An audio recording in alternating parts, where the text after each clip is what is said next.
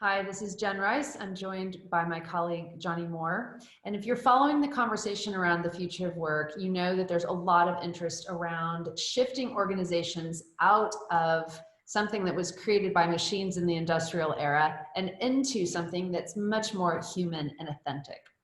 With that in mind, Johnnie and I are launching an experiential group coaching program that's essentially a safe practice space for leaders who want to make this transformation in their businesses, but starting with themselves. So Johnnie, let's talk a bit more about what we mean by a practice space. Thanks, Jen. So we're not going to come to this program to teach you 7 magical laws or 5 principles.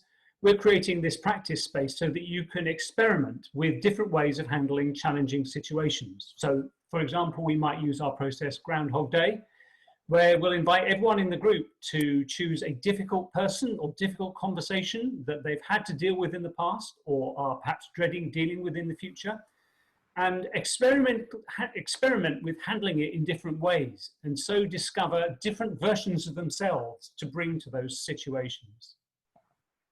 And the interpersonal is not the only practice that we'll be working on. Johnnie and I both confess to being recovering brains on sticks. So it's when all of the energy is in the head and we're thinking about the next clever thing to say, or kind of analyzing situations over and over to figure out, what the right next step is. So instead of doing that, we are going to practice with dropping into our bodies, dropping down from analyzing mind into our somatic wisdom, our body-based wisdom, into our emotions, how we want to feel, how the other person might want to feel. And from that space, a much more human space, then leaning in and having those interactions. So when I first encountered this somatic way of working 20 years ago, it was quite challenging to my, as Jen called it, brain on a stick way of being in the world to begin with. But I pretty soon discovered just how liberating, creative, and energizing this way of working can be.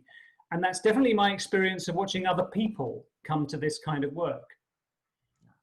And of course, this is the kind of energy that we all need for transformation, not just within our workplaces, but within ourselves and within our whole lives. So take a look at the information in the link, and we both very much hope that you'll be able to join us.